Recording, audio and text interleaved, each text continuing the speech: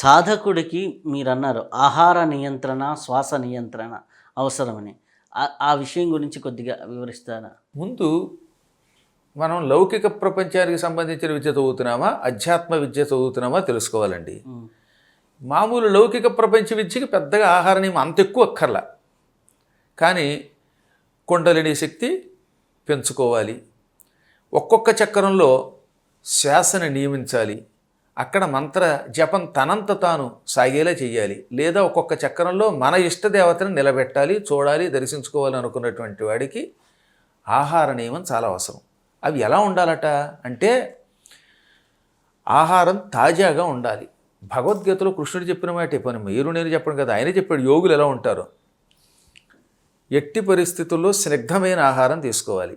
అనగా వండిన తరువాత అన్నం ఇప్పుడు వేడిగా వండారు, వండిన వెంటనే ఒక పావు గంట తర్వాత ఆ గిన్నె బయటికి తీస్తే అందులో ఉన్న మెతుకుని ముట్టుకుంటే ఒక రకమైన మృదువుగా ఉంటుంది, తడి ఉంటుంది. అవునా అన్నం? ఈ అన్నం 4-5 గంటలు గడిచాక ఏమవుతుంది? తడిపోతుంది. అలా కాకుండా తడి ఉన్నటువంటి దాన్ని స్నిగ్ధము అంటారు. అరటిపళ్ళు కూడా అంతే, లోపల మృదుత్వం ఉండాలి, గట్టిగా పచ్చిగా ఉండకూడదు, అలాగని మిగల ముగ్గిపోకూడదు. కందమూలాలు ఆహారం తక్కువగా తీసుకోవాలి, స్నిగ్ధంగా ఉండాలి, రుచిగా ఉండాలి, సువాసనతో కూడినవై ఉండాలి. మనం బ్రతకడానికి తినాలి తప్ప వ్యామోహంతో తినకూడదు. అందుకని ఇటువంటి ఆహారాలని, పవిత్ర ఆహారాలని, అందులో ఉన్నటువంటి వాటన్నిటిని మనం స్వీకరించాలి.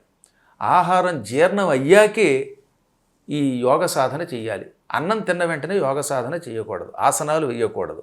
అందుకే ఆహారం తీసుకున్నాక 1.5 నుంచి 2 గంటలు ఆగిన తర్వాత అప్పుడు ఈ పూరకము, రేచకము, కుంభకము అనేటటువంటివి చెయ్యాలి. తొందరపడి అన్నం తిన్న వెంటనే ఇలాంటి ప్రాణాయామం చేస్తే లోపల ఉన్న ఆహారం కొంప ముంచుతుంది.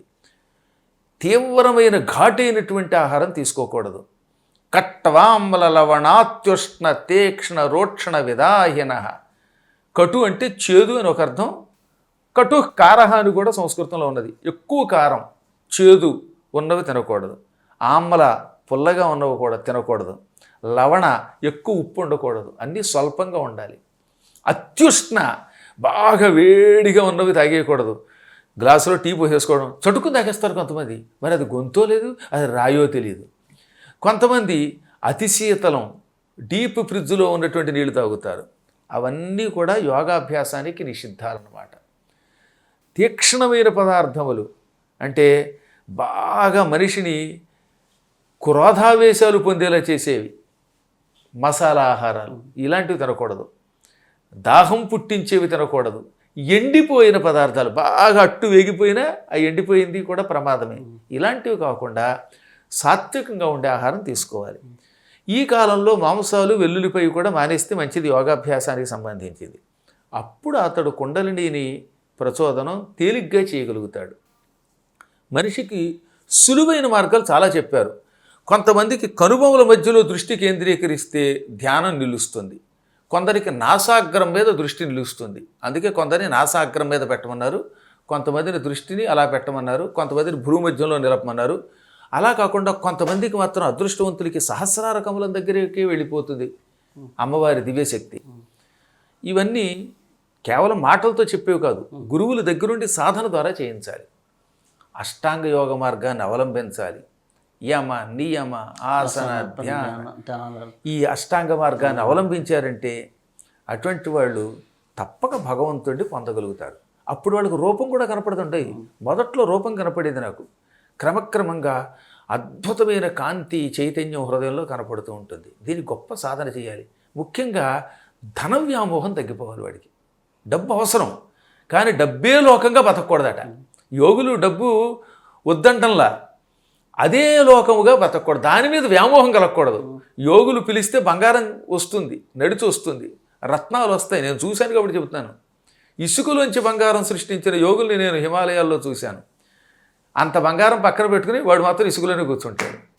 ఇసుకలో నుంచి బంగారం తీసుకొచ్చినటువంటి ఒక యోగిని నా చిన్నప్పుడు చూశాను అన్నమాట. హిమాలయ పర్వతాల్లో నేను చదువుకుంటున్న రోజుల్లోనే చిన్నప్పుడు వెళ్ళిపోయాను. ఒకప్పుడు మీతో చెప్పాను కదా, ఆ వెళ్ళినప్పుడు అక్కడ ఒక ఆయన ఉండేవాడు. ఆయనతో అన్నాను, ఏమండి మేము ఇంతంత బట్టలు వేసుకుంటే కూడా చలి ఆగట్లేదు, మీ దగ్గర ఏమీ లేవు, డబ్బు లేదు, ఎలా బతుకుతున్నారండి అని అడిగాను కొంటెగా. అప్పుడు ఆయన నవ్వి, నా డబ్బు నా దగ్గరే ఉంది అని అక్కడ ఉన్న గంగా నదీ తీరంలో చాలా గొప్ప ఇసుక ఉంటుంది, అక్కడ బంగారంలో మెరిసిపోతున్న ఆ ఇసుక ఇలా పక్కకి తీసి గుప్పిడి తీసి ఆ తర్వాత నా మొహం మీద కొట్టాడు. అంతా బంగారపు కాసులు అయిపోయింది. ఆయన చెప్పాడు, ఇలాంటి బంగారం నేను సృష్టించుకోగలను. కాబట్టి బంగారం భౌతికంగా మనం తెచ్చుకోకర్లా, మనం సాధన చేస్తే భగవంతుడు ఎప్పుడు ఏ వస్తువు కావాలో వస్తువు ఇస్తాడు. ఆ వస్తువు వచ్చాక దాని మీద వ్యామోహం పోవడమే యోగత్వం అంటే.